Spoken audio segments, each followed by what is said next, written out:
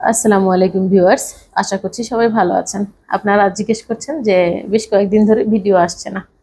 Video আমরা আপনাদেরকে বড় একটা আপডেট দিব বলেই ভিডিও করিনি।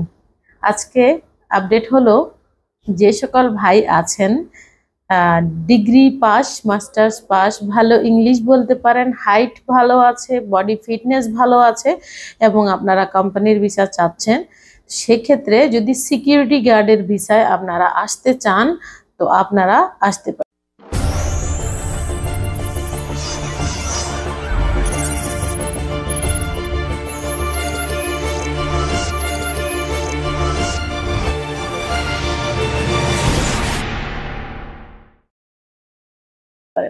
আমাদের অনেক ভাই আছেন যারা আমাদেরকে বলেছেন যে ম্যাডাম যে কোনো ভাবে হোক আমাকে সিকিউরিটি গার্ডের ভিসা ব্যবস্থা করে দেন।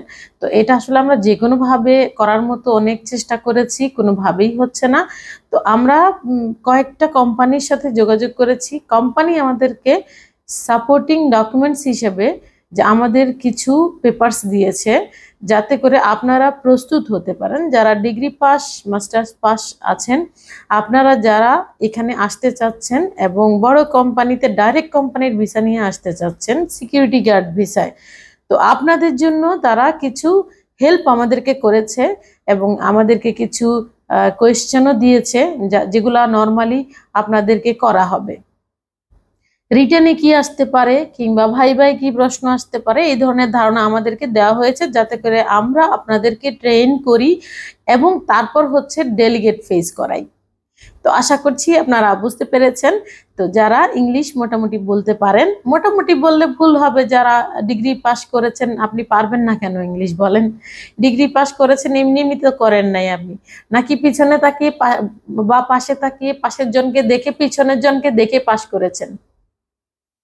তো আপনি যদি জেনুইন পড়ালেখা করে থাকেন, আপনার ডিগ্রি পাস কিংবা মাস্টার্স পাস হয়ে থাকেন, তাহলে এই সিকিউরিটি গার্ডের জব আপনার জন্য।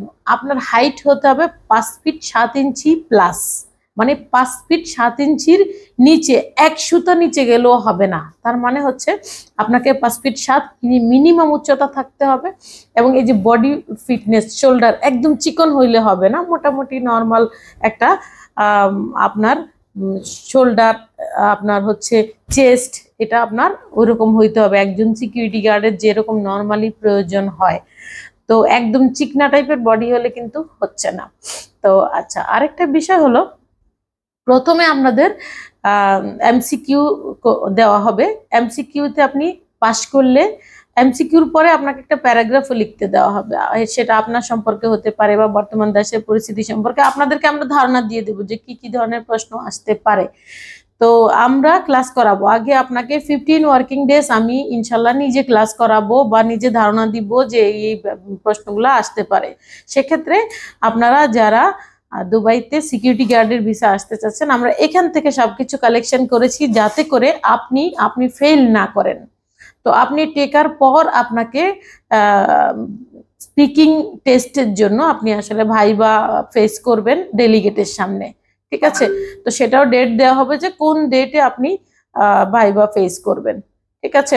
তো যারা রিটেনে এমসিকিউতে পাস করবেন তারা ইনশাল্লাহ আশা করি ভাইবাতেও টিকে যাবেন, তারপর আপনি ইনশাল্লাহ চলে আসতে পারবেন। তো যে সকল ভাই আছেন আমাদের এখন পর্যন্ত অনেকেই যোগাযোগ করেছেন, শিক্ষিত ভাই যারা আছেন, বিশেষ করে ডিগ্রি পাস, মাস্টার্স পাস যারা আছেন, বিশেষ করে আমি তাদের দৃষ্টি আকর্ষণ করছি। সেক্ষেত্রে যদি মেয়েও থাকেন, আপনারা যদি মেয়ে হয়ে যদি আপনি আগ্রহী থাকেন, তো সেক্ষেত্রে আপনার জন্য আমরা এটা দেখবো ইনশাল্লাহ।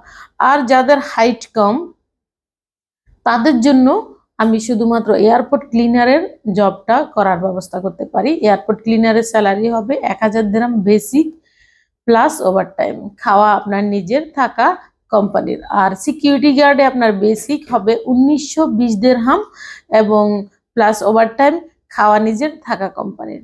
তো যারা কাজটি করতে চাচ্ছেন, যারা দুবাই আসতে চাচ্ছেন, এখন কিন্তু আর কোনো উপায় নেই, লেবারদের জন্য কিংবা স্কিল ওয়ার্কারদের জন্য কোনো রকম ভিসা খোলা নেই। তো যে সকল ভাই আসতে চাচ্ছেন আপনারা এখন যোগাযোগ করতে পারেন। ধন্যবাদ।